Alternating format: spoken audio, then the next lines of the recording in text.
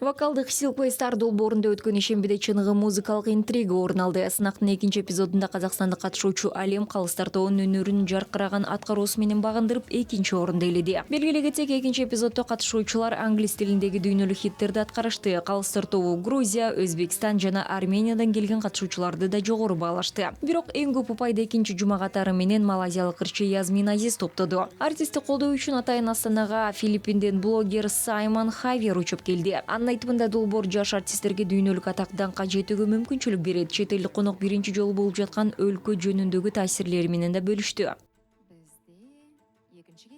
I'm really proud of Yasmin. Язмин менен абдан сыймыктанам. Анткени Малайзияны көрсөтүү бул ал үчүн уникалдуу мүмкүнчүлүк жана чоң сыймык. Менимче ал сонун иштеп жатат. Silkway Star'дын дагы көп эпизоддорун көргүм келет. Келечекте долбоорлорго Филиппин сыяктуу дагы көп өлкөлөр катышат деп ишенем. Silkway Star сонун сынак жана бул долбоорду чоң ийгилик күтүп турганына ишенем. Куттуктайм Silkway Star. Керемет.